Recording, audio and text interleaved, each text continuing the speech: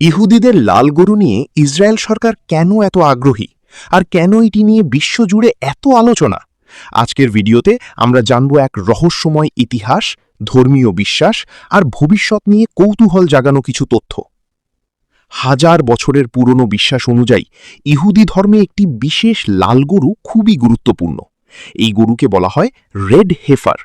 ধর্মীয় গ্রন্থ টোরা অনুযায়ী সম্পূর্ণ লাল রঙের, কোনো দাগহীন এবং কখনো কাজ না করা গরুকে বিশেষ ধর্মীয় আচার অনুষ্ঠানে ব্যবহার করা হতো।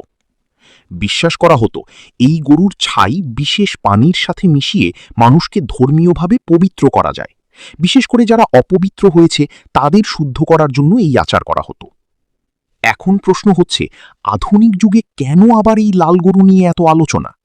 কারণ অনেক ধর্মীয় গোষ্ঠী বিশ্বাস করে ভবিষ্যতে যদি থার্ড টেম্পল নির্মিত হয় তাহলে সেই আচার আবার প্রয়োজন হতে পারে, আর সেই কারণেই নিখুঁত লাল গরু খোঁজার বিষয়টি নতুন করে আলোচনায় আসে।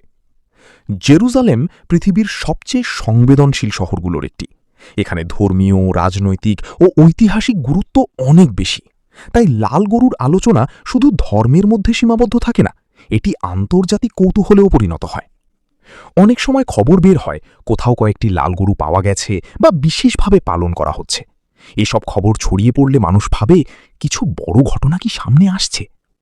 তবে গুরুত্বপূর্ণ বিষয় হল, ইসরায়েল সরকার আনুষ্ঠানিকভাবে লাল গরু নিয়ে রাষ্ট্রীয় মিশন চালাচ্ছে এমন সরলভাবে বলা ঠিক নয়। বরং কিছু ধর্মীয় সংগঠন, গবেষক, কৃষক ও আগ্রহী গোষ্ঠী এই বিষয়টি নিয়ে কাজ করে থাকে। সরকারকে ঘিরে আলোচনা হয় মূলত দেশটির ধর্মীয় রাজনৈতিক বাস্তবতার কারণে। তাহলে রহস্যটা কোথায়?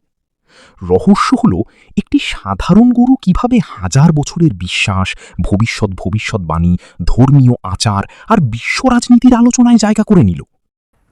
অনেকেই এটিকে শেষ সময়ের লক্ষণ বলে আলোচনা করে, আবার অনেকে বলেন এটি শুধু ধর্মীয় ঐতিহ্য। সত্যি বলতে বিষয়টি বিশ্বাসের ওপর নির্ভর করে। আজও যদি কোথাও নিখুঁত লাল গরুর খবর আসে, তা দ্রুত বিশ্ব মিডিয়ায় ছড়িয়ে পড়ে।